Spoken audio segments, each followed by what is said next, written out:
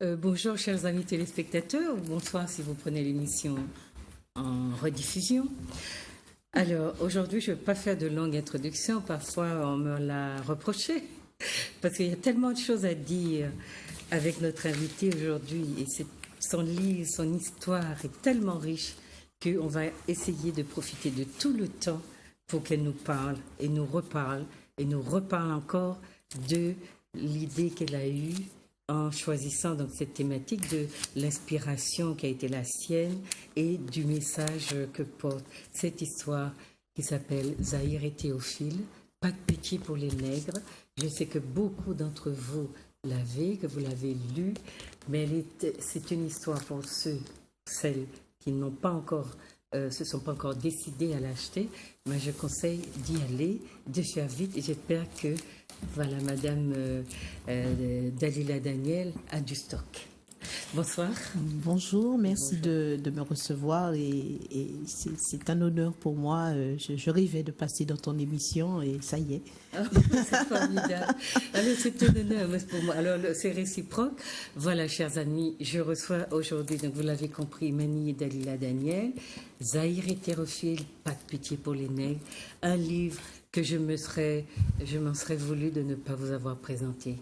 Donc je suis extrêmement heureuse parce que je l'ai appelé un livre total sur cette période que j'interroge beaucoup moins à travers d'autres recherches, d'autres thématiques, mais qui me parlent absolument parce que j'y retrouve de l'anthropologie, de l'histoire, de la sociologie, de l'ethnologie et tout ce qui constitue les sciences humaines, parce qu'elle nous parle là de la partie la plus importante de la vie de notre société, cette partie que nous abordons très souvent comme très détachée de nous. Et bien, grâce à son livre, elle nous fait entrer de plein pied dans une histoire qui va rendre peut-être beaucoup plus concrète aux yeux de nos compatriotes l'histoire de l'esclavage. Parce que je crois que c'est ce qui a manqué, cette approche de proximité qui rend les choses bien plus palpables et qui nous donne l'impression qu'on peut les sentir comme les autres, nos ancêtres, nos aînés, ceux qui nous ont précédés, ceux qui ont eu le malheur de vivre dans cet enfer, ont ressenti. Et donc voilà, je demanderai donc à Dalila tout à l'heure de nous parler de comment est née cette idée. Mais avant, je continue les présentations. Je vous ai déjà présenté Clapopo. Bonsoir, chers téléspectateurs, et très heureux de participer à cette émission aux côtés de Dalila Daniel.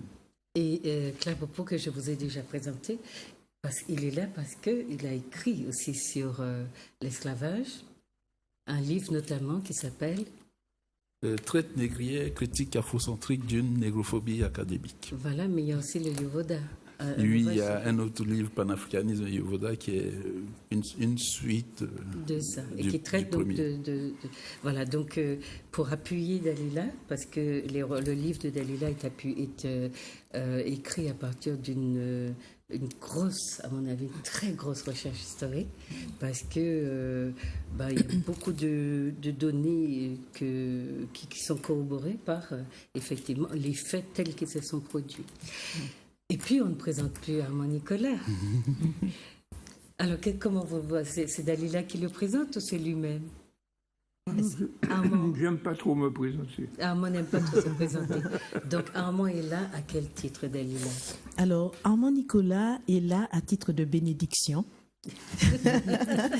Parce que ce qui pouvait m'arriver de mieux, c'est que Armand Nicolas lise mon livre et s'y intéresse suffisamment pour me rejoindre dans cette démarche de faire connaître cette histoire aux Martiniquais. D'accord. Alors, je dis bénédiction parce que pour moi, Armand Nicolas, c'était un mythe, c'est une légende, Armand Nicolas, oui. Que j'ai rencontré à travers le livre sur le 22 mai, sur lequel je suis tombée tout à fait par hasard. J'étais jeune, j'avais 18-20 ans. Et en découvrant ce livre, dont le titre m'a interpellée, 22 mai 1848, la révolution esclavagiste en Martinique, je me suis dit révolution.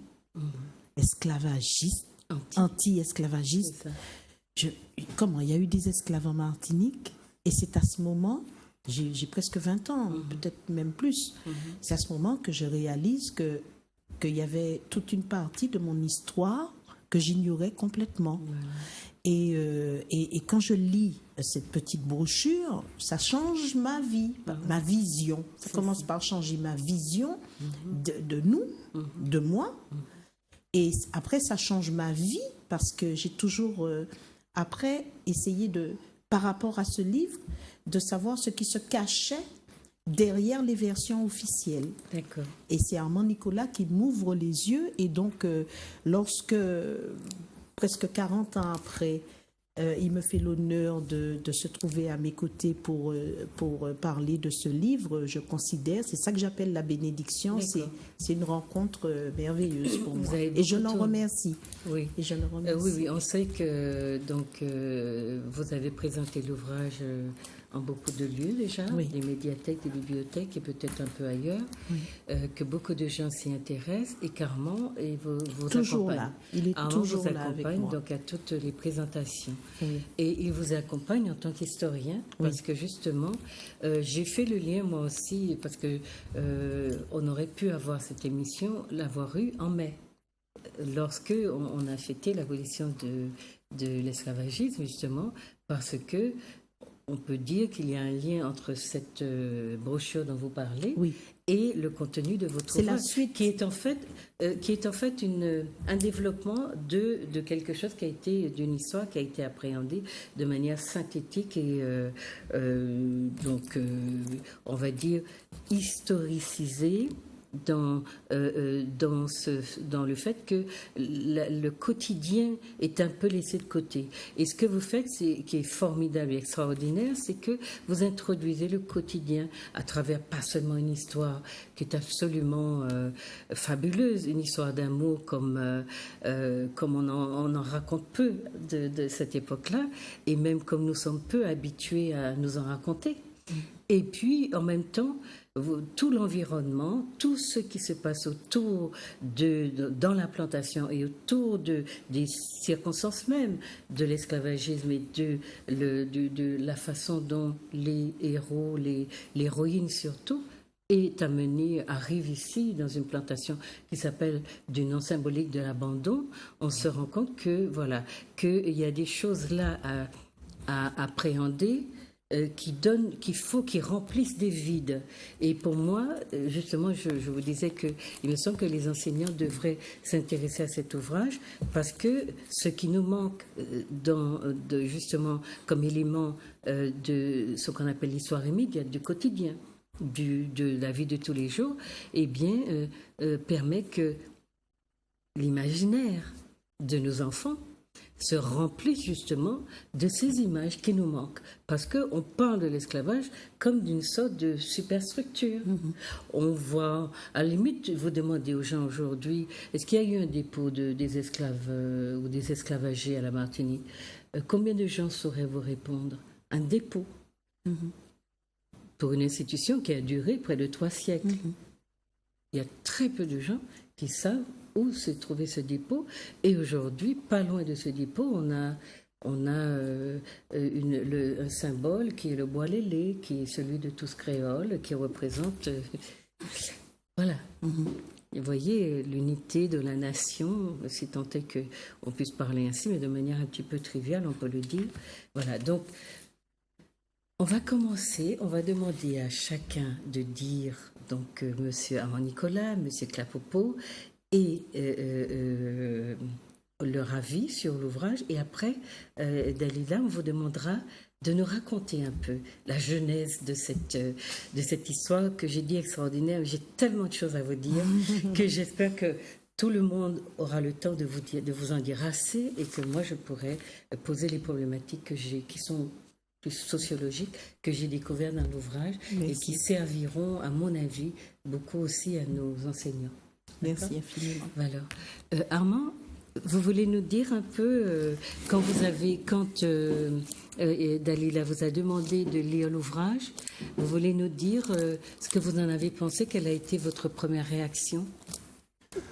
Oui, alors, Avant même de le lire, j'étais un petit peu surpris, parce que des livres comme ceux-là, il n'y en a pas beaucoup, Il n'y en a pas. qui paraissent en Martinique.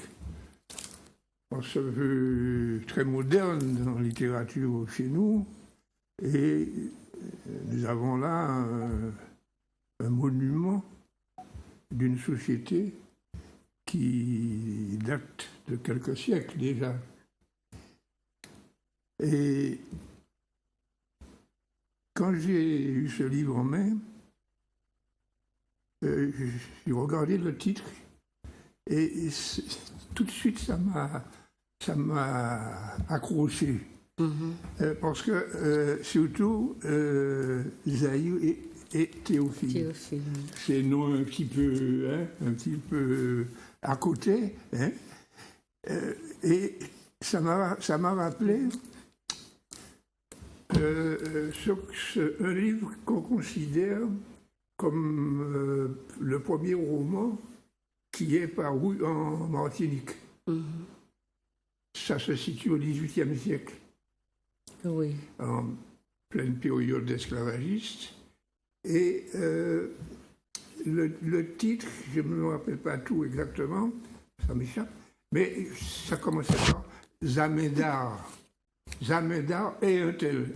Et exactement une sorte de...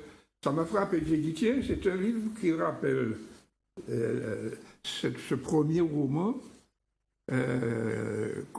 qu'il est très difficile de trouver. Alors, il n'y en a pas dans le commerce, puisqu'il date du XVIIIe siècle.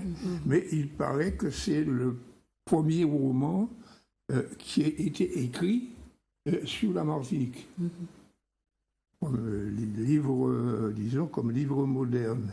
Avec ce titre, les deux, Zamindar et... Bon. Tout de suite, ça m'a frappé. Je ne sais pas pourquoi. J'ai fait l'adoption. J'ai dit, tiens, ça ressemble au roman du XVIIIe siècle, qui a eu beaucoup de succès, quoi, du fait qu'il était le premier. Alors, j'ai pensé donc tout de suite qu'il y avait une sorte de relation, même dans le temps, entre le livre du romancier en question, du XVIIIe siècle, et Dalila. Alors... Et quand elle vous a sollicité, donc le titre était accrocheur, mais son contenu, le contenu même du roman, enfin je ne sais pas si... Oui, vous l'avez... Alors, je ne me suis pas contenté de regarder le titre. Non, mais... Et comme elle me l'a offert ce jour-là, quand je suis rentré à la maison, j'ai commencé à feuilleter le livre. Et comme le livre, quand il m'a accroché, il m'a emporté tout de suite, bon, je suis resté avec mon livre, je n'ai pas... C'était dans la soirée, je n'ai pas mangé, c'était très, très entraînant, et j'ai passé pratiquement ma nuit à lire le livre. Vous comprenez tout de suite que ce livre m'a fortement intéressé, parce que historien de la Martinique, ayant pratiquement consacré une grande partie de ma vie aux recherches sur l'histoire martiniquaise, et constatant que tout de même ce que j'avais lancé avait rencontré une suite et commençait à prendre dans le terreau martiniquais, tout de suite ça a encore augmenté mon intérêt. Des livres martiniquais, il n'y en a pas tellement. Des livres sur la Martinique, il n'y en a pas non plus tellement. Et en voilà un qui sortait sur une des périodes les plus fortes, les plus significatives, et celles qui ont eu le plus de force sur la réalité, à savoir cette période de l'esclavagisme. Alors, je me posais tout de suite la question, mais comment elle s'est débrouillée pour aborder, c'est pour aborder par un roman historique, comment elle a pu procéder pour aborder ce qui va être... Toute cette période, oui. Oui, et puis surtout, ce qui m'est apparu tout de suite comme une excellente, remarquable peinture Absolument. de la société martiniquaise au XIXe siècle. Et j'étais tellement enchanté que j'ai passé la nuit dessus. Et je crois qu'on a dû prendre contact assez vite.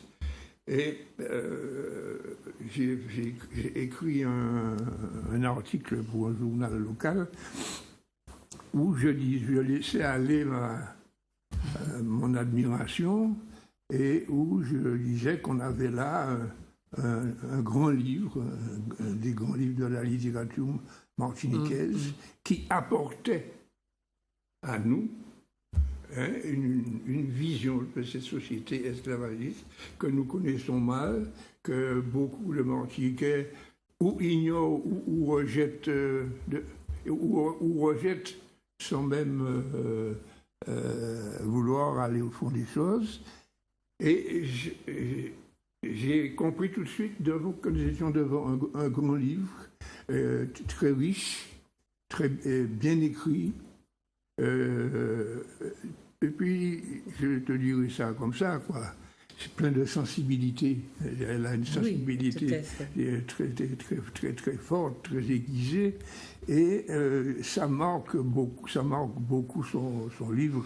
Et au terme, je me suis dit, tiens, voilà une bonne manière d'écrire l'histoire. Vous savez comme moi-même que les potaches aiment plus ou moins l'histoire, et que, bon, il y en a beaucoup qui trouvent que c'est rasoir, que ça ne sert à rien, etc., etc. Eh bien, moi, au contraire, j'ai dit, tiens, voilà, elle a donné là une manière d'enseigner l'histoire. Parce que, à notre époque, enfin à mon époque de jeune potache, histoire, ça signifiait quoi? Ça signifiait les guerres qu'il y avait entre les pays. Et puis apprendre par cœur. Les manuels étaient remplis de ça, et il n'y avait rien, pas de réflexion sur la vie économique, sur la vie culturelle, etc. On ignorait la vie de l'homme, était passée en second plan. Et voilà que le livre de Dalila amenait une manière d'aborder l'histoire. Et une histoire qui, simple, vivante, qui accroche tout de suite, et qui accroche tellement que ton livre a été une sorte de petit raz-de-marée. Et quand son livre est sorti, quand on a vu, 2 ou 3 personnes ont vu ce que c'était, ils ont commencé à... ils ont poussé toute la foule qui venait derrière, et ce livre disparaissait rapidement des étagères des librairies. Oui, le les gens ont aimé ça, et ils ont aimé, je crois, cette manière ils n'ont pas fini d'aimer, vivante, sensible, Oui. que souvent, que la plupart du temps, les historiens dits professionnels n'utilisent pas. Nous avons des méthodes un peu souvent routinières, qui est une manière d'aborder l'histoire, et ça doit être comme ça. Non, mais vous êtes formé par des institutions qui vous disent comment enseigner l'histoire. Et là, en l'occurrence, on a une citoyenne... Que si on les présente les choses de manière nouvelle, on risque de se casser le nez. On vous tape sur les doigts. De se casser le nez. On vous tape sur les doigts. On va continuer avec vous tout à l'heure. Allez, mais voilà... J'aimerais entendre... Voilà la première réaction. La première réaction. Est-ce que, Claire Popo, vous voulez nous dire aussi qu'est-ce qui vous a accroché Alors, moi, j'ai demandé à Claire de venir parce que il est historiographe, il a écrit déjà, il connaît bien l'histoire de la traite. C'est lui qui a répondu à Petre Granouillot, qui a parlé des traites négrières, etc., en oubliant que celle-là, la traite transatlantique, était de nature particulière. Et donc, il me semblait que sa vision pouvait être intéressante aussi. Donc, qu'est-ce qui vous a intéressé Oui, alors, moi, je suis d'une génération où nous avons lu Césaire, Birago Diop, Kamara Laye, Saint-Ben Ousmane, Aminata Sofal. Bon, et après, j'ai été un peu blasé. Ça doit faire une trentaine d'années ou un peu moins que je ne lis pas de romans. Je lis plus les romans, je lis des essais, de la recherche historiographique, même pas de romans. Et encore moins les romans historiques. Parce que parfois j'ai l'impression qu'il s'agit d'historiens qui veulent faire les romanciers et puis bon, ça passe pas. Quand on a lu Césaire, on ne peut pas se laisser avoir. Ou bien de romanciers qui veulent faire les historiens et c'est encore plus compliqué parce que c'est un métier et que bon. Donc réussir à faire, bon, déjà, l'ouvrage, c'est une rencontre personnelle, fortuite, qui m'a amené vers l'ouvrage. Et quand je l'ouvre, on parle tout de suite, le premier mot, c'est l'abandon. Après, la verte commune de Rivière-Salée. Quelque temps après, les coulisses. Il faut savoir que ça fait seulement deux ans à peine que je vis à la Martinique et que je suis installé dans la commune précisément de Rivière-Salée. Donc, dès l'avant-propos, je suis amené par ma trajectoire personnelle à m'intéresser à cet ouvrage. Et puis, comme vient de le dire Juliette, pour m'être intéressé à la grande histoire des déportations transatlantiques, j'ai tout de suite eu envie, par le titre, de regarder ce qu'il y avait dedans. Je dois avouer que je n'ai pas terminé de lire l'ouvrage. J'en suis aux 2/3 à peu près. Mais de ce que j'ai lu, vraiment, c'est la romancière est particulièrement talentueuse, fine, observatrice, ça, il n'y a pas à dire. Et l'historiographe, avec de la recherche, de la documentation, parce que bien souvent, les auteurs martiniquais ne sont pas très à l'aise dans la mobilisation de données continentales. Il y a une méconnaissance réciproque. Ouais, de la même manière qu'un continental qui écrit notre histoire aurait beaucoup de mal à mobiliser des données historiographiques de la Martinique. En revanche, Imanié fait les deux. Elle va de lac Minguier à Rivière-Salée, des coulisses, à Paris, au Baol. Enfin, elle est dedans tranquillement et l'histoire, bon ça c'est la façon de la porter, la forme. Mais le fond, l'histoire qui est racontée, c'est vraiment profondément... j'ai l'impression d'être devant un ouvrage, devant un film, devant un immense film. Et ça m'a vraiment emporté. Malheureusement, il y a eu un voyage entre la rencontre de l'ouvrage et j'ai dû faire un voyage et je n'ai pas eu le temps de le lire et je m'en veux vraiment de ne l'avoir pas lu avant cette émission, d'avoir pas terminé de le lire, mais je suis particulièrement heureux de ce travail et félicitations. La personne est là, elle nous en dira 2 mots de ce qu'elle a écrit. Mais bon, du peu que j'en ai lu, quand même 2/3 de l'ouvrage, c'est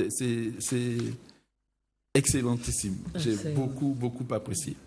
Alors voilà, chers téléspectateurs, vous voyez, ce sont des spécialistes qui vous parlent, donc ce ne sont pas des compliments qui sont gagnés au rabais.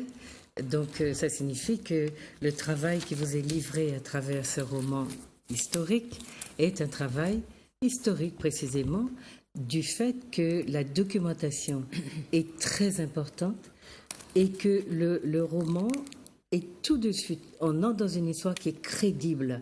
Quand on a un esprit scientifique exigeant, on n'est à aucun moment gêné par des détails qui ne tiendraient pas la route ou par des choses qui seraient dites de manière à la légère. Tout est documenté, tout est posé. Et en dehors du style fluide dont parlait Armand, qui fait qu'on entre dedans et on se sent dans quelque chose qui procure du plaisir dans le paradoxe, puisque on est dans beaucoup de souffrance.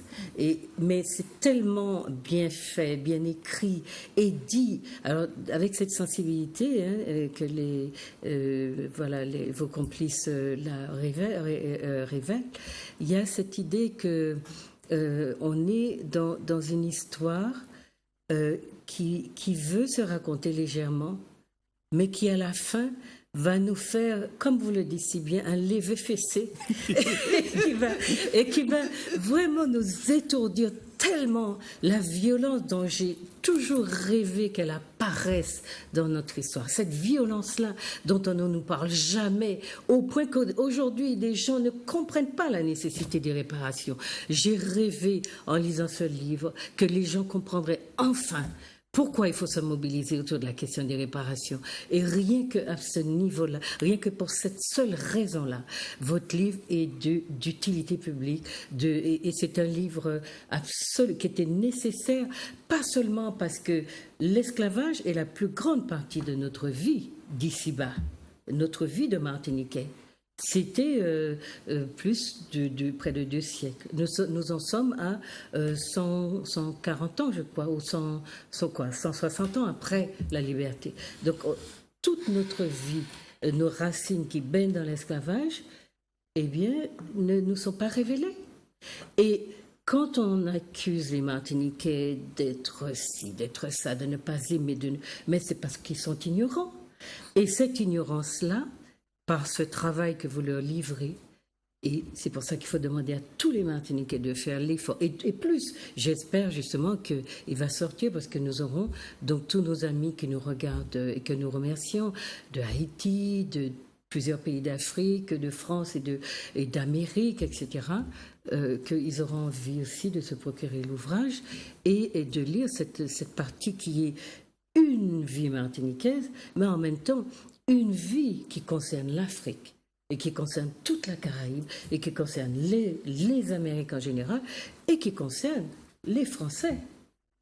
De tous ceux qui ont décidé qu'il n'est pas question de réparation, qu'on n'a pas à se plaindre, que c'est du passé, qu'il faut aller de l'avant.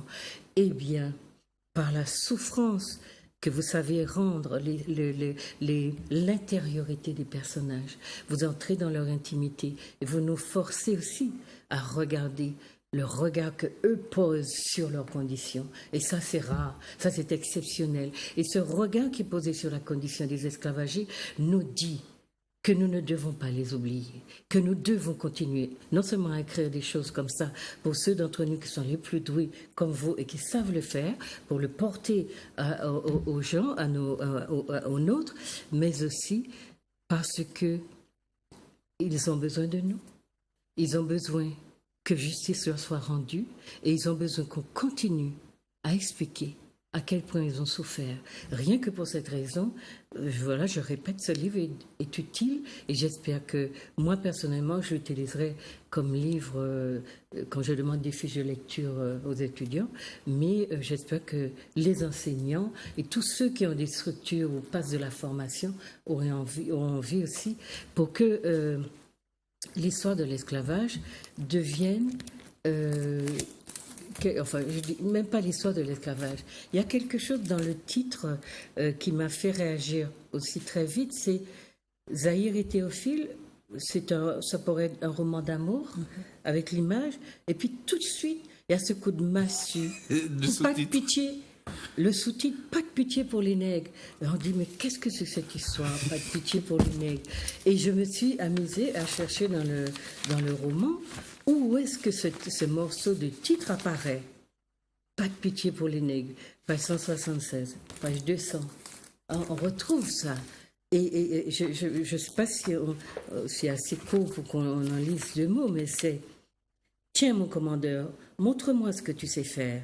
C'est ton travail, frappe ». Là, c'est là où le colon donne le fouet à un jeune garçon qui était son espèce de, comment on appelle ça? Le jouet sexuel. Son jouet sexuel, et qu'il va libérer en lui disant, maintenant, c'est toi le commandeur sur cette plantation, habitation, abandon.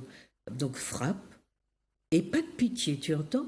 Pas de pitié pour les nègres, surtout ceux qui me défient et veulent me détruire.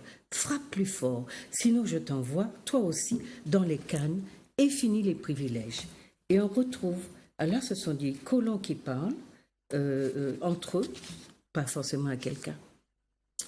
Mais nous nous défendrons parce qu'il s'agit d'abolir cet enfer qui est l'esclavage, page 200, mais nous nous défendrons sans pitié, car c'est de nos vies qu'il s'agit, donc de nos vies de colons. Si on abolit l'esclavage, nos vies de colons sont finies. Non, pas de pitié pour les nègres, dit Jolimont, le chef des colons, en levant son verre de liqueur. Pas de pitié pour les nègres, reprirent ses hôtes en écho, en levant les leurs, etc. etc. On trouve donc le titre, le sous-titre correspond à quelque chose qui va être amené dans le texte. Et ce quelque chose, c'est justement la cruauté de cette catégorie de la population qui a non seulement à extirper de l'esclavager tout ce qu'on peut en extirper, mais qui va user de formes de méchanceté. Je voulais vous amener un livre que j'ai sur la méchanceté, parce que on a beaucoup travaillé sur les figures méchantes, sur Hitler, sur les dictateurs.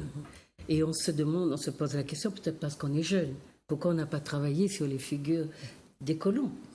Parce que en termes de méchanceté, on ne peut pas être plus... Il n'y a pas mieux. Il n'y a pas mieux. Alors, pourquoi est-ce qu'on n'a pas travaillé sur cette figure? Mais il y a des ouvrages. Juste un petit mot à ce sujet. Dans mon livre, je donne une citation d'une correspondance entre le ministre et le gouverneur au XVIIIe siècle. Et il dit, le gouverneur, il s'appelle Monsieur de Guitou, un nom très martiniquais, Monsieur de Guitou, mais c'est un Français. Il écrit « Les colons français sont parmi les plus barbares du monde ». Lui, le gouverneur, puis les colons français. Par leur méchanceté. Par leur méchanceté. Absolument. Au XVIIIe siècle. Mais on retrouve ça aussi. Et ça a continué, évidemment, jusqu'au dernier jour. Oui. On retrouve aussi dans l'immigration indienne, quand on travaille sur le sujet, les administratifs en Inde disent aux Indiens de ne pas venir à la Martinique parce que il y a là les colons les plus féroces qu'on connaisse dans ce monde-là. De ne pas y aller. Et c'est vrai que c'est un héritage dont il faut parler, puisque aujourd'hui, en sciences, tout s'appréhende objectivement, scientifiquement. C'est une figure particulière, une figure de la méchanceté. Et la méchanceté, c'est aujourd'hui un objet anthropologique. C'est-à-dire qu'on l'étudie comme un phénomène qui a des racines dans l'individu, comme on a étudié Hitler. Adorno a fait des expériences qui étaient absolument démonstratives sur comment on devient méchant et pourquoi on le devient, et quel était l'enjeu de gens qui étaient livrés pieds et poings liés à des gens qui avaient les lois, qui avaient tout fait et qui avaient encore besoin de cette... Est-ce que, justement, l'institution de l'esclavage n'amène pas ce genre de réflexion? Quand on livre des êtres à d'autres qui ont un pouvoir total sur eux, qu'est-ce qui se passe? L'individu n'a plus de limites, il ne les connaît pas, il ne se connaît pas, et alors qu'avec les siens, il sait être civilisé, etc., avec ceux qui ne sont pas les siens, ou de lui, ou de sa famille, peu importe raciale ou ce qu'on veut, eh bien, il perd complètement ses repères et il devient un monstre. Comment expliquer ce phénomène? Et dans les grands peuples très civilisés, comme le sont les Africains, on n'a jamais assisté à ces choses-là. Donc, pour moi, c'était une figure aussi à interroger. Donc maintenant, Dalila, je vous demande de nous dire comment vous êtes arrivée à cette histoire, comment vous avez eu votre inspiration, qu'est-ce qui vous a amené à en parler de manière aussi vivante, parce que l'histoire est ennuyante, c'est ce que disait très souvent Armand en général. D'abord, je voudrais quand même réagir à tout ce que j'ai entendu jusqu'à maintenant. Je ne sais pas si je serai à la hauteur de ce que j'ai entendu. À hauteur du livre, oui. Parce que, non, c'est bouleversant. Je crois que si vous avez noté ma sensibilité, vous conviendrez qu'il est délicat de réagir à tant de belles paroles sur un travail qui m'a beaucoup coûté, il faut bien le dire, que j'ai effectué dans un moment tout à fait particulier de ma vie et où je n'étais sûre de rien. Tout ce que je savais, c'était qu'il fallait que je le mène à bout. Donc, arriver à ce bout, après beaucoup de souffrance, parce que j'ai fait une déprime quand j'ai enquêté pour ce livre, quand j'ai découvert notre histoire. Je l'avais déjà découverte à travers les livres de Armand Nicolas, mais effectivement de manière synthétique, chronologique. Mais quand j'ai découvert cette partie de notre histoire, quand j'ai vu de mes yeux la méchanceté que l'on retrouve dans chaque page des registres, des procès, des tribunaux de Saint-Pierre et de Fort-Royal de l'époque. Chaque page de ces registres est un condensé de méchanceté, mais d'une méchanceté extrême. Et c'est pas la méchanceté que j'étais allée chercher, moi. J'étais allée chercher des faits, j'étais allée chercher la vérité. Et quand je me suis retrouvée devant ça, quand vous voyez, je donne juste cet exemple comme ça, mais il y en a tellement. Vous ouvrez le registre et sur la page de gauche, vous voyez un créole qui défonce la poitrine d'une enfant et qui la tue avec un boutou qui a acquitté. Et sur la page de droite, vous voyez une gamine de 17 ans, esclave, condamnée à 7 mois de prison ferme pour vol de linge. Bon, vous regardez ça, et quand vous tournez la page, c'est un jeune homme de 22 ans qui est arrêté et emprisonné parce qu'on le soupçonne d'avoir voulu voler un cheval. Et puis le créole qui a piétiné son esclave jusqu'à la mort, que l'on acquitte parce que, bon, finalement, c'est un bon maître. Bon, et toutes les pages, c'est là que j'ai pris la mesure, véritablement, de l'enfer qui a régné en Martinique. Parce que quand on dit Martinique... C'est pourquoi ils veulent que les Martiniquais ne connaissent pas ça. C'est incroyable. Et d'ailleurs, dès le 23 mai, le gouverneur Rostolan écrivait aux Martiniquais « Oubliez tout ça ». Cyril Bisset disait dans la même année « Dites bien à vos frères de jeter le voile de l'oubli sur tout ça ». Donc, on n'était même pas sorti de ces atrocités qu'on nous a intimé l'ordre d'oublier. Bon, je veux dire...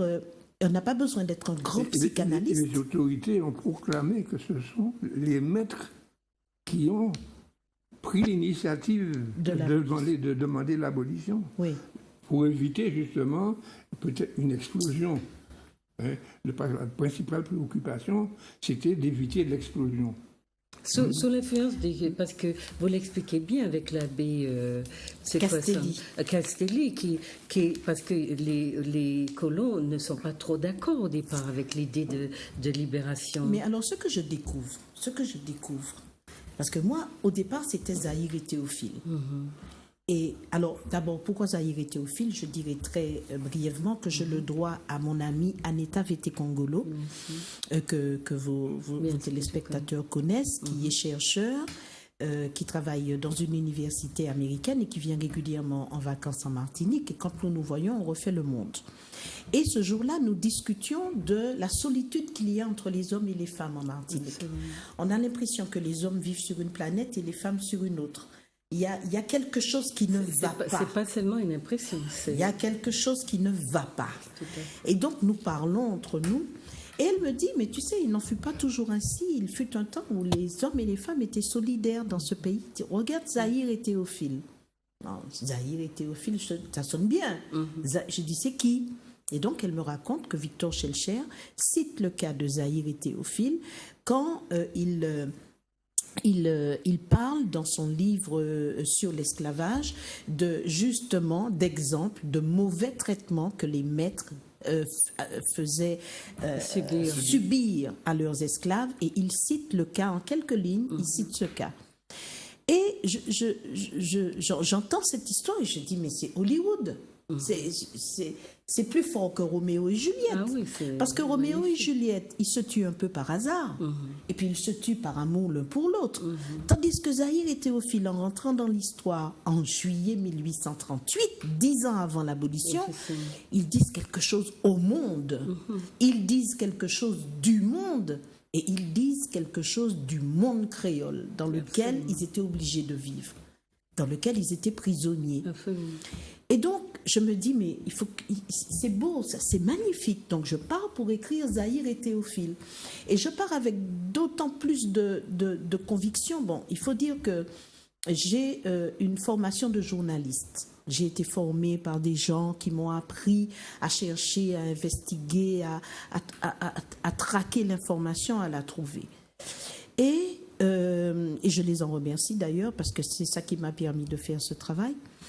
Et je cherche, et un jour, je tombe sur l'acte de décès de Zahir et sur l'acte de décès de Théophile, que je publie d'ailleurs dans les romans. Et ça a été un électrochoc pour moi.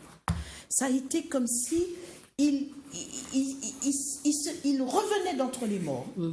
Il se mettait debout devant moi et il me disait, voilà, oui, c'est vrai. Il faisait partie des premiers qui ont bénéficié de cette institution-là. Oui, parce que du fait l'état qu'on civil, déclarait voilà, l'état parce civil. que la chance que j'ai eue, c'est que l'état civil a été rendu obligatoire en 1837. C'est ça, juste Donc, lorsque une- l'histoire se déroule en 1838, ils sont là, dans les registres. Tout à fait. Et c'est comme si ils s'étaient matérialisés. Ils étaient devenus tout à coup vivants. Et je ne pouvais plus laisser cette histoire. Je ne pouvais plus abandonner cette histoire. Et pour moi, ça n'était à l'époque qu'une belle histoire d'amour. Donc, je suis partie pour raconter Zahir et Théophile. Et c'est quand j'ai commencé à chercher, parce que pour écrire cette histoire, il fallait que je resitue le contexte. Comment était la Martinique en 1838? Comment on allait de Saint-Pierre à Rivière-Salée? Comment on mangeait? Comment ils vivaient au fait? Comment ils vivaient? C'est ça, nos c'était ancêtres? la question. Voilà. Comment ils vivaient? Le Comment quotidien, ils étaient? le quotidien. Et puis qu'est-ce qu'ils ressentaient? Je veux dire, c'était parce qu'on dit les esclaves, mais on oublie que c'était des mouns. C'était des personnes. Chaque esclave était une personne avec tout ce qu'on entend quand on dit personne. Personnalité, sentiment, Vie intérieure, caractère, tout ce qui fait une personne, quoi. Mais nous, on a été tellement anesthésiés que même moi, avant de commencer cette histoire, pour moi, il y avait les esclaves. C'était une espèce de masse informe, sans... C'est ce qui a été voulu. c'est ce Voilà, qui a été voulu. mais c'était... Indifférencié. Voilà, c'était les esclaves. C'est ça. Et alors, je me suis dit, oui, mais c'était qui? Il y avait elle, il y avait lui. Et puis, bon, et ils avaient une différence d'âge. Ils avaient 7 ans de Oui, différence. 7 ans, oui. Je l'apprends dans leur acte de décès. C'est pas Schellcher qui le dit. C'est leur acte de décès qui dit qu'il avait 37 ans et qu'il en avait 30. Donc, c'est encore autre chose. J'essaie de comprendre. Et pour comprendre, il fallait que je dresse justement le tableau dans quoi ils vivaient. Et c'est quand je vais chercher le contexte que je tombe des nues. Je découvre des choses tellement fortes que ça m'ébranle. Ça m'ébranle et je me dis, mais d'abord, j'ai du mal à réaliser que ça s'est vraiment passé à ce niveau-là. Ensuite, je me dis, mais waouh, mais ah bon, c'est ça? Ah, oh! Quand je tombe sur le discours de Castelli, par exemple, le discours de Castelli, j'ai passé 15 jours dessus, mot par mot. Alors, on le comprend, bien sûr, on le comprend d'un coup, mais on a besoin de revenir dessus pour prendre bien la mesure du plan diabolique. Absolument, c'est ça. Surtout. Du plan diabolique que cet homme dit de Dieu a élaboré pour, disait-il, sauver En fait, il voulait sauver les béquets. les béquets, Absolument. parce que tout le monde savait, tout le monde s'est dit, sauf les esclaves humains, tout le monde s'est dit, si on les relâche un jour, on a été tellement mauvais, tellement méchants, ils vont tuer nous. Ils vont nous tuer. Donc comment on fait pour rester vivant? Ce qui avait été fait en Haïti. Ce qui avait été fait en Haïti très peu de temps auparavant, et ils n'avaient jamais accepté ce qui s'est passé en Haïti, parce qu'ils avaient des propriétés en Haïti, ils avaient des affaires en Haïti. D'ailleurs, c'était les mêmes qui avaient des affaires dans toute la Caraïbe, à Barbade, à Trinidad, etc. Les mêmes familles. Bon, donc je découvre ça, je me dis waouh. Et puis c'est pas seulement l'Église, c'est l'Église, c'est le gouvernement. Et puis c'est les créoles. En fait, ce sont les forces en présence. C'est-à-dire, ils cherchent à sauver les créoles en dehors d'eux-mêmes. Ils sont comme des enfants impétueux qui ne sont pas encore assez raisonnables pour réaliser les conséquences justement de l'abolition. Et lui, il va venir les sauver. Il est un peu dans l'anticipation. Et c'est ça son rôle en fait. Oui. Bien qu'il ne soit pas reçu, qu'on le traite comme un chien, il ne soit pas invité, et qu'il ait des frustrations, il aime le trafia, il n'en reçoit pas tout le temps, etc.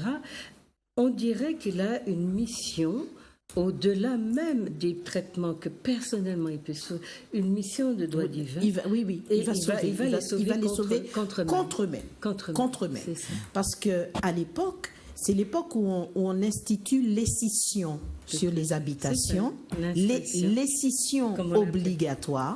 obligatoires. Il y a déjà certains maîtres qui ont compris l'intérêt pour eux de faire croire à ces pauvres gens qu'étant les derniers dans ce monde, ils seront les premiers dans l'autre. C'est le cas de Pécoul, par exemple, dans le Nord Atlantique. Il y a des maîtres qui favorisent cet enseignement. Puis il y en a qui sont absolument réfractaires parce qu'ils n'ont pas emmené des nègres en Martinique pour avoir un enseignement religieux. Non. Le peu de temps qu'ils ont pour se reposer, on ne va pas les prendre pour les asseoir pour leur raconter des histoires auxquelles eux-mêmes ne croient pas. Même s'ils vont à la messe, il y a deux cathédrales à Saint-Pierre. Ils y vont. Il y a aussi des catégories de colons. Il y a ceux qui sont, voilà, les petits qui ont réussi à force de travail, qui n'ont pas trop d'intelligence ou d'instruction. Et puis il y a ceux qui sont en mesure d'anticiper parce qu'ils sont dans des stratégies. Oui, puis ils sont intelligents aussi. Ils sont intelligents, ils sont industrieux. Ils ont compris les enjeux. Oui, Ah ouais, non, mais il y en a beaucoup qui refusaient l'instruction religieuse, ce que vous appelez l'incision ou le catéchisme aujourd'hui, qui refusent parce que pour eux, il faut faire carburer. On en a acheté des nègres, c'est pour les faire carburer. C'est pas pour les faire. Et on n'a pas, même aujourd'hui encore, dans certaines usines, il y a des patrons qui ne se rendent pas compte qu'il faut laisser un peu souffler la machine pour qu'elle ne se casse pas, qu'elle ne s'épuise pas trop. Mais enfin, non, mais c'était pas leur problème. Leur problème, c'était de le rentabiliser. Ils avaient acheté un esclave. Il fallait que l'esclave abatte tant de pièces de canne pour être rentable chaque jour. Et c'était sorti de là. Ils n'avaient pas d'autre intérêt. Pas d'autre considération. Et donc je découvre ça. Je découvre l'injustice de la fameuse justice. Je découvre la passivité des nègres face à leur situation, car en quelque part, c'est là que je découvre que les nègres martiniquais n'ont jamais fait couler le sang des béquets avant 1925, l'affaire du Carbet. Jamais. 200 ans après, pendant l'esclavage, aucun nègre n'a pris un coup de là pour tuer un béquet. Peut-être Clem avec 1870. Non, 70. Ouais. Et là, on est en 1838. Quand notre histoire se déroule, il y a eu des révoltes, mais maintenant, il n'y a pas eu... C'est avant 1825. Mais oui, 1825. Ah d'accord, parce que non, 1925. Ah non, 1825. C'est ça. Mais il y a eu des révoltes en 1700, vers 1700. Ah oui, il y a eu plein de révoltes, mais on n'en parle pas. On n'en parle pas parce qu'on ne sait pas en fait si le sang n'a pas coulé, puisqu'on n'en parle pas. En tout cas, je n'ai pas trouvé trace. Il suffit de prendre les archives du ministère. Moi, j'ai trouvé des révoltes. Quand tu feuillettes ça, tu vois que presque tous les ans, il y a quelque chose. Ah, oui, il y avait des révoltes. Et de préférence à la Noël. Donc, officiellement. Parce que les Blancs font la fête, on va leur couper quelque chose. Ouais. Alors, C'est vrai qu'on n'a pas tué. Mais non, ils n'ont pas Mais a tué. foutu le feu partout. Oui, non, mais non, le mais ils poison, n'ont pas oui, mais le tué. poison dont vous parlez, parfois beaucoup, mais même si là c'était un petit peu une sorte de comment on appelle ça, de construction, puisqu'en fait, on va découvrir qu'il s'agit de la fièvre jaune, que les gens Oui, meurent, oui, oui, il y a et une que les épidémie. colons qui ne savent pas expliquer les causes attribuent ces décès Toute mort suspecte à l'empoisonnement. à l'empoisonnement. Mais l'empoisonnement en tant que tel a véritablement existé. Oui. Eh bien, moi je crois que c'était un rapport par rapport aussi à l'armement dont disposaient les esclavagés. Ils ne disposaient pas des mêmes armes que les colons, et donc ils ont utilisé ce qu'ils avaient. Et le poison est aussi une arme redoutable dans certaines situations. Donc ils en ont fait usage. Donc on ne peut pas dire qu'ils n'ont pas fait couler le sang des béquets, c'est que les béquets avaient une manière de leur arracher leur chair, comme si il y avait une forme de cannibalisme aussi dans ça, je ne sais pas, c'est une sorte de satisfaction morbide de voir le sang, de voir la chair éclater, exploser. On ne sait pas pourquoi. Les Africains ont peut-être choisi d'autres voies. En tout cas, c'est l'une des premières. En tout cas, je découvre que avant cette date, on ne dit pas le tel béquet a été tué. Il y a eu des actes de résistance. On ne le dit pas En parce tout cas, qu'un noir ne tue pas un blanc. Voilà. Mais alors, ce qu'il faut brûlé Ziénègue. Ziébétier, brûlé Ziénègue. Et en fait, ce qui se passe, c'est que quand il y a eu l'affaire du Carbet, qu'est-ce qui s'est passé? Et ça, c'est important. Ce qui s'est passé, c'est que on a trouvé 2-3 meneurs, on a arrêté une 50aine de nègres et on a monté de gibet une potence sur la place Bertin. On a fait venir des esclaves de partout, on les a mis en rond autour et de 6h du matin à 6h du soir, il y a eu 26 exécutions publiques sur la place Bertin à Saint-Pierre. Et puis, exécution publique, c'est pas, bon, je viens, je te tue. Non, je te fais... La cruauté, tu t'assois, je te coupe les pieds, après je te coupe les jambes aux genoux, après je te coupe les mains, après je te coupe la tête, ou je t'étrangle, ou je te pends, après je prends ton corps, je le mets dans un charnier, je le brûle, et après je prends tes cendres et je les fous à la poubelle. Quand j'ai découvert ça, cette histoire, il y a eu au moins une trentaine d'exécutions comme ça, l'une derrière l'autre. Moi, j'ai imaginé la foule regardant regardant ça. J'ai imaginé les femmes enceintes. J'ai imaginé les adolescents, les enfants voyant ça, les jeunes hommes.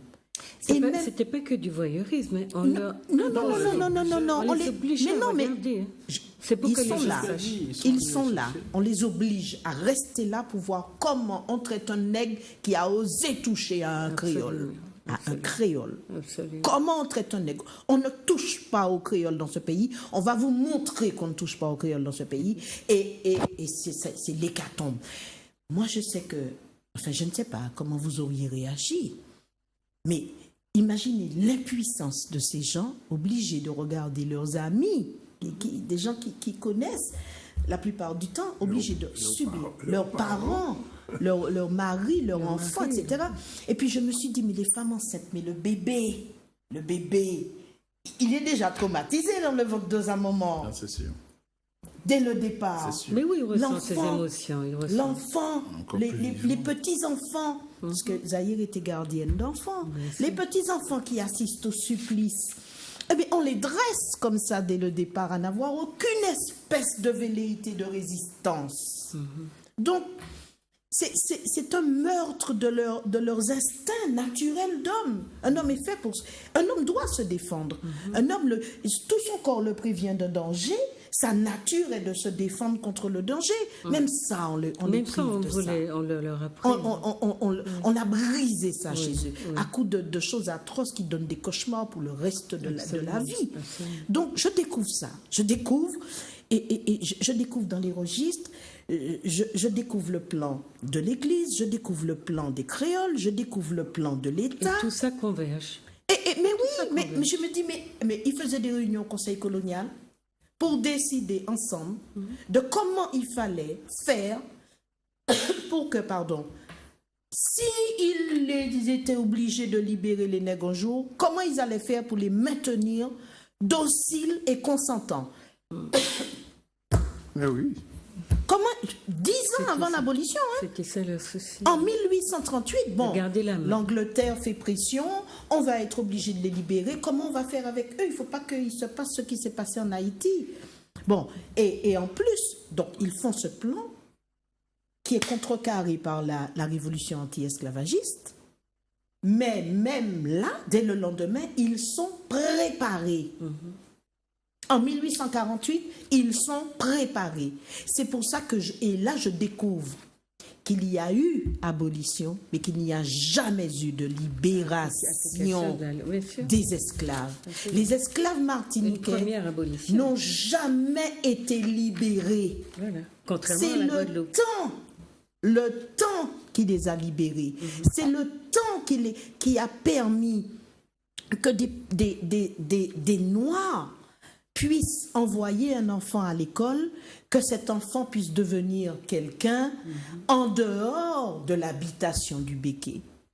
Et je trouve que c'est un piège abominable. Et je me dis, mais ils nous ont... Et c'est pour ça qu'il faut réparer, parce que... Oui, c'est ça. Oui, il faut réparer. Et je comprends que vous soyez pour la réparation. La réparation est la chose la plus légitime qui soit. Ne pas être pour la réparation, c'est considérer que ça n'a pas d'importance. Que toutes ces souffrances C'est pas étaient grave. vaines, oui. C'est pas grave. Et puis, ce n'étaient pas des êtres humains qui, aujourd'hui encore, se battent pour être reconnus, justement, par le code. C'est le criminel qui reçoit la réparation. Ouais.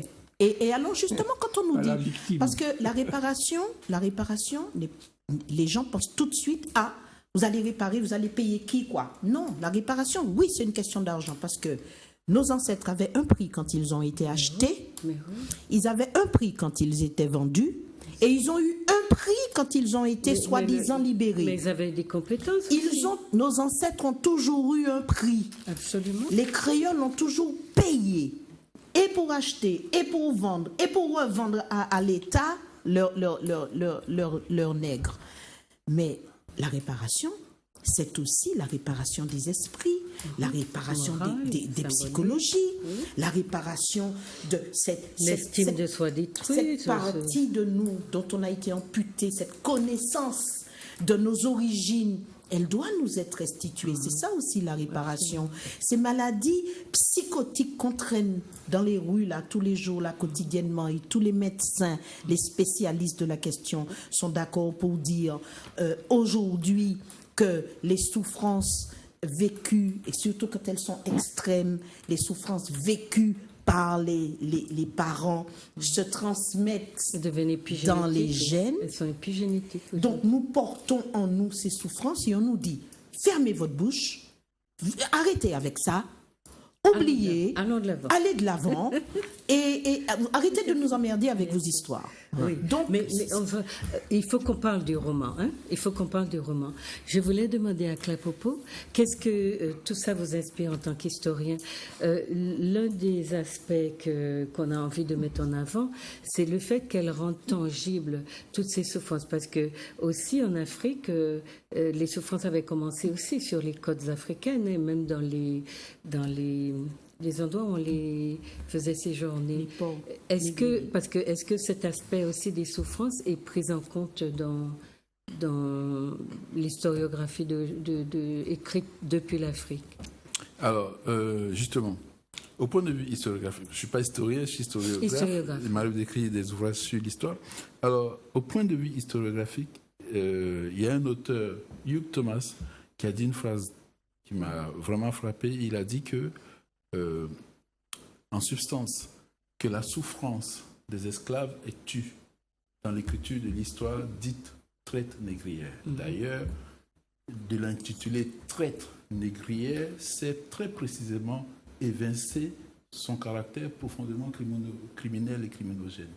Parce que traite évoque le commerce. D'accord. Tandis que c'est pour cela Mais pas le que dans crime. un autre ouvrage, j'ai proposé un thème africain qui dit Yovoda et qui veut bien dire ce qu'il veut dire. Yovoda, c'est le crime de l'homme blanc. Donc cette histoire, c'est une histoire de crime. Et donc, les souffrances sont tues pour la plupart dans les ouvrages qui prétendent traiter de cette question. Il y a en revanche les autobiographies de captifs qui ont été affranchis. On en connaît depuis le XVIIIe siècle. Le plus ancien que je connaisse date des années 1780.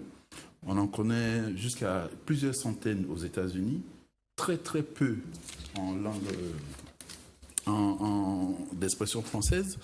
Et les souffrances à bord du bateau ont fait l'objet d'un ouvrage que je recommande vivement de Rediker, à bord du bateau. Comment ça s'appelle? C'est à bord du négrier, tout simplement. Et c'est Marcus Rediker qui a écrit un ouvrage à bord du négrier. Rediker, ça s'écrit comment? Avec 2 D. D'accord. I-K-E-R. Marcus Rediker. Et dans cet ouvrage, il documente comment ça se passe à fond de cale. Donc, les souffrances sont très peu relatées dans les ouvrages, et d'une part. D'autre part, je voulais le dire, pour ne pas l'oublier, ce livre m'a évoqué une histoire, c'est celle de Alex Ali dans Roots. Oui, Racine, tout à fait. Donc le film que j'ai vu alors que j'étais en 5e. il y a donc très très longtemps. Et c'est ça, c'est très précisément ça. Et l'ouvrage de Imanier m'a renvoyé à Racine il y a une bonne quarantaine d'années. Et c'est dans ces ouvrages-là qu'on donne de la chair et du corps. D'ailleurs, il est question beaucoup de corps dans l'ouvrage. On donne de la chair à cette histoire qui est dite de façon générale, chronologique, systémique, etc. Alors qu'il y a des personnages, et ces personnages ont été presque tous les jours en souffrance, tel que le scan des archives qu'évoquait Imanier. Non, l'histoire des déportations en tant que souffrance, en tant qu'holocauste, est méconnue, et cette méconnaissance tient du fait que plus de 80% de la littérature sur le sujet sont le fait d'auteurs occidentaux, historiographes qui ont intérêt à occidentaux, cacher qui ont vendu la perspective très commercialiste, mercantiliste de cet événement. Pas Donc, criminel. Nègre Van Nègre, c'est la thématique qu'on nous a infligée et Voilà. dont on se défend. Nègre Van Nègre, c'est une question de vente. Débrouillez-vous avec... Les souffrances Non, on a fait qu'acheter. que les archives scandent, nulle part, vous lirez le Pétré Grenouillon en question, nulle part vous ne verrez rien du tout qui corresponde à une seule des pages de Zaïre et Théophile. Voilà, c'est ça. Donc, c'est vraiment pour ça que cet ouvrage, pour moi, est très, très important, même au point de vue historiographique, c'est donner du corps, du sang et de la chair à nos ancêtres, parce que c'est très précisément de cela qu'il s'agit. Et le faire ainsi, c'est les réveiller encore en nous. C'est parce que la vacuité d'être que nous éprouvons collectivement vient précisément de ça, de cette méconnaissance de soi, de cette méconnaissance de notre lignée et des circonstances dans lesquelles cette lignée s'est démenée avec les souffrances qui ont été faites. En tout cas, les souffrances sont tues. C'est Hugh Thomas qui le dit et qui a écrit un superbe ouvrage de près de 1000 pages sur la question, et il avoue, dès la préface, les souffrances sont tues. Dalila décrit une scène. C'est vrai qu'on a beau être endurci comme on veut. Ce qu'on peut justement, ce pourquoi on peut remercier Dalila, c'est d'avoir rendu tangible cette violence, mais à travers des scènes de la vie quotidienne, pas seulement lorsqu'on les punit parce que le maître tout d'un coup devient enragé, fou enragé, et qu'il faut passer sa crise sur les malheureux là, mais aussi pour des causes, pour un oui, pour un non. Et ça m'a rappelé le livre de Ta-Nehisi Coates qui explique qu'aux États-Unis, on meurt seulement parce qu'on est noir. On n'a pas besoin d'avoir commis de faute. Jusqu'à maintenant. Jusqu'à C'est ça- aujourd'hui. C'est ça qui est triste. Mais chez nous, on meurt différemment. Hein. On n'a pas besoin d'être noir, mais on est créole ou d'autres choses, on meurt un peu différemment. Alors, il y a la mort qui rôde partout. On a le sentiment, parfois, c'est décrit avec une telle intensité, et en même temps, on ne sent pas chez vous un désir d'exprimer quelque chose d'une sadicité extra. Vous décrivez des choses qui prennent leur place dans la relation, dans les ordres qui sont donnés, et c'est d'une méchanceté telle que parfois on est presque un peu tétanisé parce qu'on se dit qu'est-ce qu'on fait de toute cette violence quand on voit ce jeune homme qui est chargé d'assassiner Hawa et qui la tue pratiquement et qui devient lui-même presque fou quand il va se rendre compte que c'est lui qui l'a tué d'une certaine façon. Ces scènes-là sont donc non seulement basées sur des faits qu'on va retrouver dans d'autres ouvrages, même dans des autobiographies. Puis surtout, c'est des faits réels. Ce sont des faits, c'est pour ça que je dis, alors il y a toutes les questions des viols, de ci, de ça, et puis à côté de ça, donc les scènes de supplice, page 156 par exemple, et puis à côté de ça, il y a la mort d'Hawa qui va décider justement de se supprimer parce que les souffrances ont atteint un niveau d'insupportabilité et puis peut-être d'humiliation parce qu'elle a été écartelée, ses parties ont été exposées, elle n'avait plus rien. Vous expliquez d'ailleurs que c'est pas parce qu'elle a certaines femmes ont été libres que ça veut dire que toute leur intimité était allée au grand jour. Or, dans la sadicité des techniques utilisées de torture, justement... À la nudité, c'était une arme. La nudité... C'était la première arme. Et puis l'écartèlement, puisqu'on on pose les personnes entre eux et elles sont écartelées. Et une femme, c'est encore... donc, il y a donc tous ces détails qui m'ont fait dire que c'est un livre total dans la mesure où on entre dans des catégories de détails auxquels on n'est pas habitué quand on lit sur justement l'esclavage, cette sorte de masse compacte qu'on nous envoie comme étant en soi suffisant pour nous expliquer le crime en tant que tel. Or, on n'a pas d'éléments sur le crime. C'est exactement comme si on disait on a tué un tel et puis affaire classée. Or là, on va aller voir, comme dans les films d'ailleurs qu'on nous sert dans les séries, comment le crime s'est déroulé. Et ça, c'est pour cela que je disais que c'est d'utilité. Il y a aussi une manière d'écrire, d'une manière qui m'a beaucoup frappé, c'est rapporter des faits en vue d'en tirer un enseignement. C'est pas des faits pour juste montrer que je sais documenter et que j'en ai trouvé des tonnes à vous en mettre. Et, par exemple, la stratégie de la docilité qu'on nous a vendu et qu'on continue de nous vendre, c'est-à-dire être docile, on parle maintenant aujourd'hui de résilience. Qu'est-ce qu'il n'a pas fait, Théophile? Qu'est-ce qu'il n'a pas fait de docilité pour se couler, pour éviter, pour... De confiance. Créole, de compromis, de compromis. Qu'est-ce qu'il n'a pas fait? Tout ça pour finir tel qu'il a fini. Et c'était l'enseignement qu'il faut que nous rapportions à nos enfants tout le temps et tout le temps. Que la docilité conduit toujours dans l'abysse, toujours dans l'abysse. Alors, elle le dit magnifiquement à la page 155. Quand justement, après cette scène de torture, donc il avait honte de ne pouvoir l'aider ni de s'aider lui-même. À présent, il voyait bien qu'elle avait raison. Hawa, donc, oui. Parce qu'il ne faut pas oublier qu'ils sont baptisés par des noms africains. Ouais. Donc, Zahir, c'est Hawa de son nom africain, et elle va baptiser Théophile Bachi. C'est son nom, ouais. Donc, lui, il va dire, et donc, à présent, il voyait bien qu'elle avait raison. Il fallait partir, donc marronner. Il n'y avait rien d'autre à faire, car il n'était rien dans les mains de leur maître.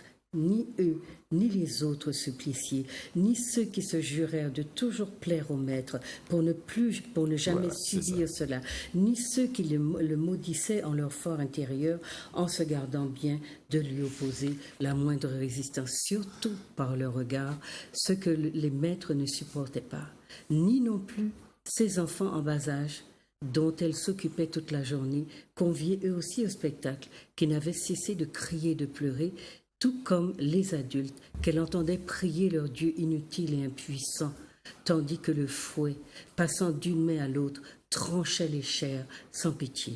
Ça, tout d'un coup, devant tant de violence, les esprits comment on dit ça, la réalité apparaît nue telle qu'elle est. Le voile se déchire. Le voile se déchire et on voit tout d'un coup. Donc ça, c'est dit aussi là magnifiquement. Ils se réveillent, parce qu'on a adopté 1000 stratégies quand on est né créole pour échapper à la violence du maître. Mais elle est là, elle est foncière et elle est dans la relation. Et c'est ça que vous montrez. C'est ça, elle est consubstantielle. Elle est consubstantielle C'est à la ça, relation. c'est qu'on ne peut pas envisager une stratégie qui nous évite ferait échapper. violence parce qu'elle est consubstantielle. Il n'y a à la pas relation. de relation s'il n'y a pas de Et violence. c'est ça, parce qu'elle est basée là-dessus. Même quand il se réserve une femme parce qu'il la trouve à son goût et qu'il la veut pour lui seul, il va trouver le elle qui moyen va prendre le plus cher. Il y a un film qui rend aussi bien cette image, c'est Birth of a Nation, qui est magnifique. On voit le viol justement de la femme et ce colon qui est fou d'amour pour elle, soi-disant, un amour tout à fait dénaturé, bizarre, et qui va la faire fouetter, la tuer pratiquement dans un accès de rage. Mais on ne comprend pas. Moi, j'ai toujours dit, parce que mes thèmes de recherche, c'était les relations raciales, relations noir-blanc, j'ai toujours dit qu'il fallait analyser cette relation. Or, aujourd'hui, on nous dit que la race n'existe pas et qu'il faut... Mais il y a quelque chose là à analyser parce que ce sont les seuls avec qui envers qui ils ont utilisé ces formes de brutalité. Ils ont su se freiner, ils ont su se contrôler dans d'autres situations. Jamais avec les Noirs. Et ça doit nous intéresser en tant que chercheurs. Donc, je ne comprends pas pourquoi on nous interdit aujourd'hui au nom de la bonne vivance, etc. Mais voilà des choses fortes, chers téléspectateurs, que vous voyez, que vous trouverez dans le livre. Parce que c'est dit. Alors, il n'y a pas de surenchère, comme le disait Clapopo. Il n'y a pas de surenchère. Il y a juste une documentation qui restitue la densité, l'intensité de la violence dans lesquelles vivaient des gens qui étaient littéralement terrorisés. Dans un livre qui n'a pas pour objectif de restituer cette violence. Exactement. Imani vient de nous dire, elle va raconter l'histoire une histoire d'amour, de Roméo en fait. et Juliette. Une histoire d'amour, en fait. Et c'est ça, mais qui échappe. C'est-à-dire que l'histoire d'amour qui est là, qui est magnifique. Ah oui. Alors, moi, j'ai noté des pages 158 et subséquentes, magnifiques quand elles parlent de leur... Alors, à côté des viols, où c'est dans la violence, où c'est dans la méchanceté, etc., et dans l'utilisation du corps sans le consentement de la femme, qu'il y a deux choix, se révolter et mourir, ou alors se soumettre, etc., qui n'a pas le choix. Tout de suite, la femme qui parle en imanié va faire la différence entre la situation de viol où on consent parce qu'on n'a pas le choix et la situation de respect qui s'établit entre deux partenaires qui se choisissent et qui s'aiment dans une histoire. Alors, il ne faut pas les lire, il faut inviter les téléspectateurs à aller les lire. Ce sont des pages magnifiques parce que c'est là, à côté de cette sauvagerie, on entre dans l'humanité de l'Africain. On entre dans son intériorité et dans sa façon de concevoir la manière d'aimer. Alors que le maître, le colon, quand il aime, il est toujours dans l'animalité, toujours dans la brutalité. Et même quand il se gave de petits-enfants, de petits garçons qui ont 7 ans, Oui. On est dans quelque chose d'une violence assez extrême. Même cette pédophilie qui était consent. chronique, c'est Imanié qui la restitue. Qui la met en Elle est a scène. fortiori occultée dans la littérature. Elle est totalement occultée, alors qu'on savait que c'était monnaie courante. Il y a un auteur qui en a parlé, je crois que c'est Gracchus, mais Fritz Gracchus, dans Les lieux de la mer, qui raconte donc ce que subissait l'homme noir. Parce que on a souvent dit, oui, qu'il aime courir, qu'il aime, etc. Mais en lui cachant son histoire, les autres Martiniquais et autres Caribéens se sont précipités sur le coupable que apparaissait être l'homme noir. parce qu'on a caché la violence qu'il a subie et qui a fait qu'il a été construit, sa sexualité pendant 2 siècles et demi a été construit en tant qu'instrument de domination, de reproduction pour le maître, mais aussi vous parliez de l'élevage des négrites et des négrillons, et il était utilisé, son sperme, vous le dites d'ailleurs à un moment donné, jusqu'à sa semence était instrumentalisée, rien, c'est comme on disait, tout est bon sur le cochon, rien ne se perd, sur le nègre, rien ne se perdait, tout était exploité. Et donc, quand aujourd'hui on me dit, oui, les Antillais courent, les familles sont ci, ça, je dis, allez voir les colons. C'était les meilleurs exemples, les meilleurs modèles. Pourquoi vous ne les interrogez jamais? Ceux-là sont aujourd'hui dans leur famille, avec leurs femmes et leurs enfants, en bons pères de famille pris en modèle. Et les démons, etc., seraient les nègres qui, eux, ne savent pas se tenir avec des femmes ou une femme. Voilà, des histoires qui vont démystifier, Dalila, tous les mensonges que nos populations continuent à véhiculer sur elles-mêmes, en croyant qu'elles sont dans des savoirs, alors qu'elles sont dans la manipulation. Mais moi, là où je vais passer la parole à Armand, là où j'ai trouvé le texte absolument extraordinaire, c'est quand vous montrez, vous dévoilez toutes les stratégies des colons qui ont pour but d'anticiper les comportements des Noirs, de les lâcher pour leur reprendre tout ce qu'ils leur apprennent, tout leur vendre. On va les orienter là et on va tout leur vendre. On va recommencer à avoir ces filets qu'on leur jetait dessus et sur lesquels on tirait et pour en faire ce qu'on voulait. En fait, jamais, nous, nos ancêtres, notre société, les nôtres, ne sont sortis de ce filet qu'on jetait sur les c'est pour ça que j'ai déprimé. C'est pour ça que j'ai déprimé. On n'est pas sortis. Je suis restée bien 6 mois sans écrire entre ce que j'ai découvert et pour le traduire. Mais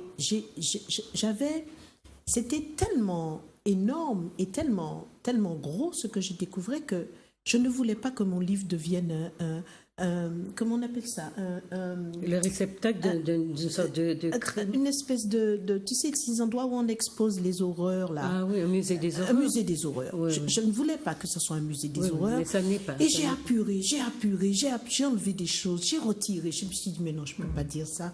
Non, je ne peux pas dire ça. Non, ça quand même. Ah non, ça non. Et finalement... Tu as été très discrète. J'ai fait de mon mieux parce que je ne voulais pas que le livre se résume à ça. C'était tellement gros que ça dépassait même l'histoire, ça dépassait... C'était d'ailleurs, quand Braffine, le héros, dont parle Césaire d'ailleurs, dans le cahier du retour au pays natal, dans ce fameux passage où il parle, il dit « J'accepte le chien dans la niche ». Donc c'est le propriétaire de l'habitation. Alors Braffine, c'est lui le maître de... Alors Césaire dit « J'accepte Monsieur Braffine, Monsieur de Fourniol ». Braffine, c'est le maître de Zahir et Théophile, et de Fourniol, c'est le juge créole qui l'a acquitté parce que de manière tout à fait extraordinaire, en 1838 et en 1840, il y aura un procès contre Braffine pour Zahir et Théophile. Ça ne sera pas le seul procès qu'il aura, il en aura d'autres. Mais j'ai essayé, par exemple, en 1848, il a un procès pour avoir maltraité pareillement une gamine. Mais je n'ai pas pu retrouver ce procès parce que quand je suis allée aux archives départementales, et c'est une alerte que je donne, quand on m'a sorti le registre des procès de 1848 et que je l'ai ouvert, la première page que j'ai prise s'est effritée et tombée en poussière dans mes mains. Ah là là, oui, d'accord. Le registre est en poussière, c'est-à-dire qu'on ne peut pas tourner les pages. Et donc je me suis étonnée déjà que l'on me l'ait donné dans cet état. Je me suis étonnée que ce registre ne soit pas plus protégé parce que il faut microfilmer. Parce que mais là, je pense qu'il est trop tard. Pour celui-là, je pense qu'il est trop tard. Mais il y a toujours 2 exemplaires, 2 ou 3 peut-être. Il faudrait. Moi, j'aurais bien aimé savoir qu'est-ce qui s'est passé pour cette gamine. Je n'ai jamais réussi à le savoir, mais il a eu un deuxième procès. Et donc j'ai essayé parce que ce qu'il faut dire, c'est que nous ne sommes pas dans une configuration où il y a les mauvais blancs et puis les bons nègres. Mais on n'est pas dans ça du tout dans votre livre. Justement, c'est ça. Et il y avait des gens normaux qui arrivaient en Martinique, qui étaient la plupart du temps des fonctionnaires de l'État, qui découvraient, comme de même que le gouverneur dit, mais ces gens, j'ai jamais vu ça nulle part, qui découvraient et qui étaient outrés de la manière dont les créoles se comportaient. Parce qu'en réalité, depuis le départ, la justice a été laissée dans les mains des créoles. Il n'y a pas eu de garde-fou, il n'y a pas eu de limite. Ils étaient ceux qui se rendaient eux-mêmes la justice. Et sur l'habitation, c'est eux qui décidaient qui méritait d'être fouettés, etc. Donc, au fil des siècles, ils sont arrivés à avoir une espèce de super pouvoir de décider de qui méritait quoi. Et ils en ont Mais c'est pas usé. seulement, vous alliez ça au sentiment de propriété qu'ils ont du pays et des gens. Ah oui, mais c'est Ils leur sont- pays. Oui, C'est mais leur c'est pour pays. ça. Donc ils sont les propriétaires. Martinique, c'est Dario. Et c'est pas la France qui va venir faire Ah non, la non, loi. non, mais C'est la ça. France ne se Mais la gardait France se bien. sert, oui, oui. La France se gardait bien de venir faire la loi dans cette petite région grande comme un mouchoir de poche qui lui rapportait tant d'argent. Tant d'argent, absolument. Donc la France, bon, il y avait les esclaves, mais bon, il y avait les créoles, il fallait les ménager. Alors, une petite chose que j'ai comprise dans mes recherches et que j'essaie de traduire dans ce chapitre, où, sans dévoiler hein, vraiment le livre, dans ce chapitre où Saint-Louis regarde passer Zahir qu'il désire. Oui, tout à fait. Et il ne peut pas la voir parce que Théophile a mis son là. En fait, qu'est-ce qu'il dit, Saint-Louis? Il dit, mais je ne comprends pas pourquoi lui a pris cette femme-là alors que les négresses sont à tout le monde. Après le maître, C'est ça. les négresses sont à tout le monde. Absolument. Donc, et là, j'ai compris quel était ce problème, l'origine de ce problème entre nous et nos hommes. Absolument. C'est que dès l'origine, il y avait des hommes qui pouvaient prendre les femmes qu'ils voulaient. Oui. Comment peux-tu respecter quelque chose que n'importe qui peut prendre, user de à son gré, Et puis te passer après le remettre? maître, et passer après le maître. Et ça, c'est dès le départ qu'il y a cette distance qui se prend entre les hommes et les femmes.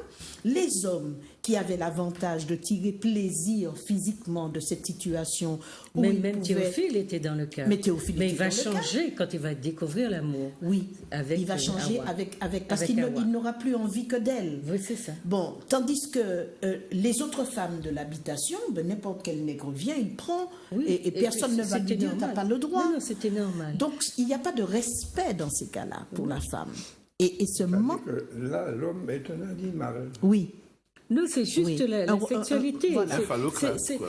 Non, mais c'est la sexualité qui est l'objet essentiel dans la relation. Mais ça fait partie Il y a aussi pas- de la stratégie, c'est que cette façon d'aller n'importe où peut produire des négrillons oui.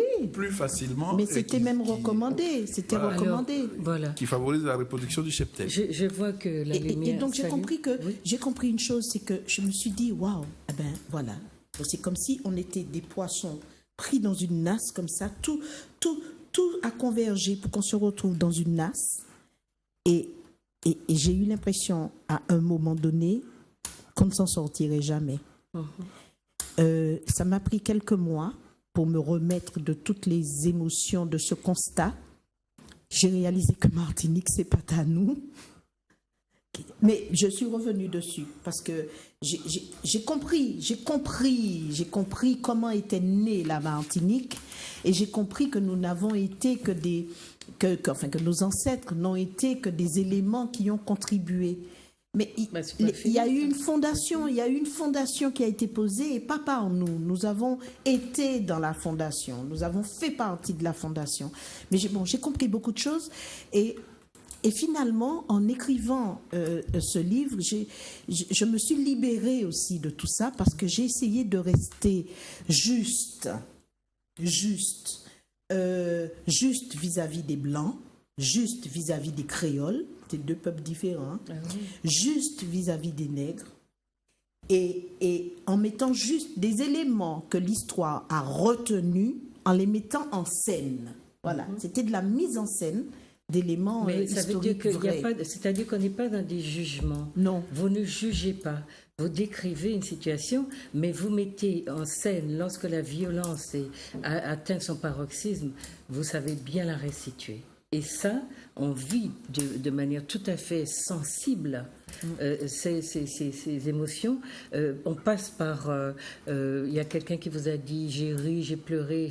Tout le On monde, passe par tout le monde. toute forme Une série d'émotions d'émotions. quand on voit ça. La lumière verte est allumée, ça veut dire qu'il nous reste plus beaucoup de temps. Armand, qu'est-ce que vous voulez dire sur... finalement, on est resté, chers téléspectateurs, on est resté un peu sur le contexte, l'environnement, ce qui rend ce livre nécessaire et qui vous fait appréhender la réalité de manière un petit peu plus tangible. Et pour cette raison-là, on ne vous a pas dévoilé ce qu'il y a dedans, donc il faudra absolument le lire par vous-même. D'ailleurs, c'est la meilleure expérience qu'on puisse vous souhaiter, de lire par vous-même, de découvrir, d'éprouver, de ressentir et de ne pas vous laisser raconter l'histoire. Lisez-la, parce que le rapport intime que vous aurez avec ce récit va effectivement transformer votre vie et les savoirs que vous avez sur vous-même, qui sont manipulés par des gens qui ont intérêt à ce que vous restiez ignorant et que vous vous racontiez, j'allais dire, des bêtises sur vous-même. Donc, s'il vous plaît, lisez. Pour la première fois qu'on a la chance d'avoir un tel ouvrage, essayez de l'appréhender par vous-même pour vous faire aussi une opinion sur tout ce qu'on vous a caché et surtout toute votre histoire qui a été déformée, parce qu'il y a à l'œuvre une catégorie de gens qui ont besoin que vous soyez ignorants pour qu'ils continuent à s'engraisser sur votre dos, comme ils l'ont fait sur le dos de vos ancêtres esclavagés. Et n'oubliez pas une chose, c'est que ces ancêtres-là, que vous avez oubliés, négligés, ces réparations que vous refusez de demander, eh bien ces ancêtres-là attendent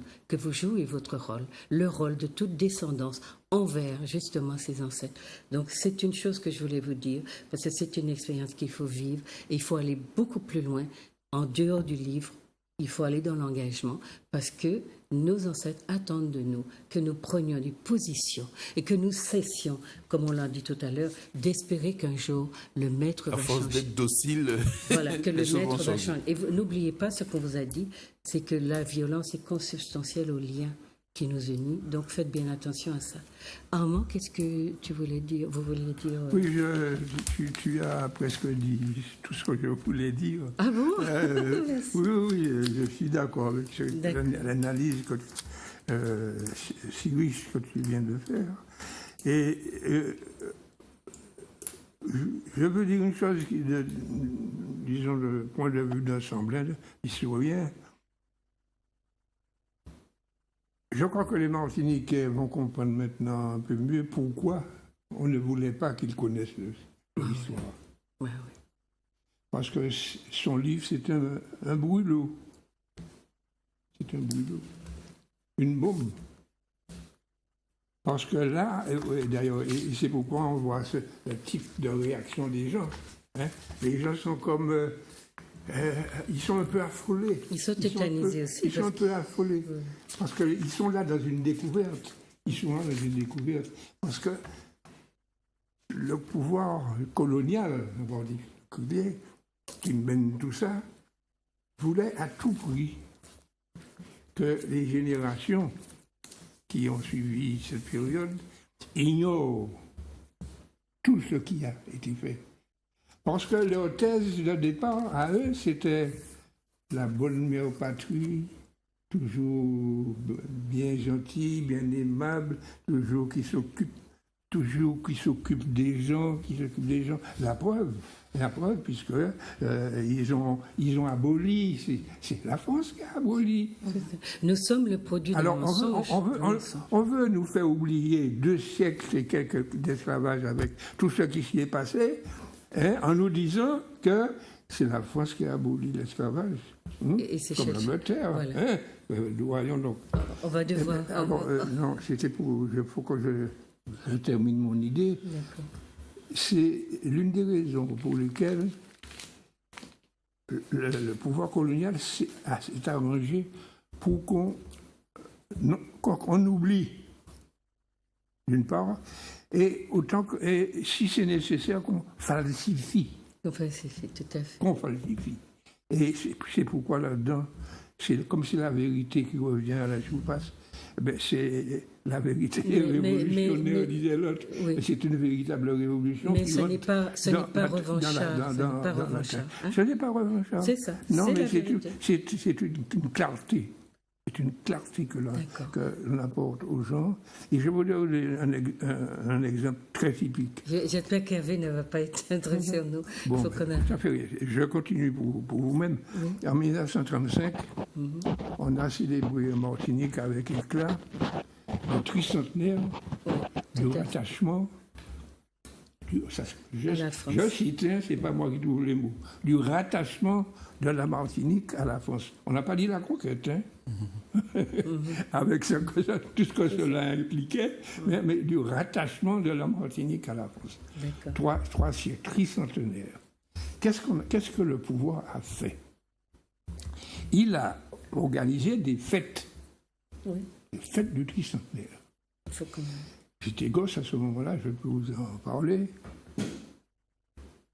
Et ces fêtes, c'était tout un hommage à la mère patrie, hein, qui avait apporté, c'est elle qui avait apporté la liberté, etc. Si bien que dans cette période de célébration, les milieux officiels de l'État n'ont jamais évoqué l'esclavage. Non, mais jusqu'à aujourd'hui... Jamais évoqué l'esclavage dans toutes ces fêtes-là. Alors, on montrait... Ah bon? Non, parce je que croyais que... La lumière clignote. Voilà. On voyait des spectacles, des présentations, des expositions sur les Caraïbes. Encore que si on avait cherché un petit peu... Jusqu'à aujourd'hui, Carisco ne fait que les Caraïbes. On aurait pu citer le génocide des Caraïbes. Bon, Ouais. mais les Caraïbes, c'était... on les peignait, on les montrait, ça faisait un peu cinéma. Hein, et c'était ça qu'on voyait. D'accord. Le nègre, les esclaves, Il n'existait zéro. C'est très bien qu'il parle de ça parce que moi je veux lire la dernière phrase. Claire Popo, qu'est-ce que vous vouliez dire? Voilà, c'est. J'étais très heureux de participer à cette émission et je félicite encore vivement Emmanuel Dalila Daniel pour nous avoir offert ce chef-d'œuvre. Voilà. Emmanuel. Eh bien, je vous remercie tous d'avoir pris le temps de découvrir ce livre. Je remercie tous ceux qui l'ont acheté et qui l'ont aimé. Et merci de m'avoir invité. Et merci à vous d'être avec moi aujourd'hui. Et encore merci. Et une dernière chose, c'est que ce qui s'est passé lors du tricentenaire, c'est la même chose qui se passe encore aujourd'hui dans les commémorations où il n'y a pas de descendants d'esclaves qui prennent la parole. Et chers amis, je vais devoir vous laisser, mais pour vous dire que la lutte n'est pas terminée, il y a le pire, je vais te le dire. Figure-toi que dans quelque temps, il n'y aura plus un seul nègre dans ce pays. Réfléchissez-y. Bonne soirée.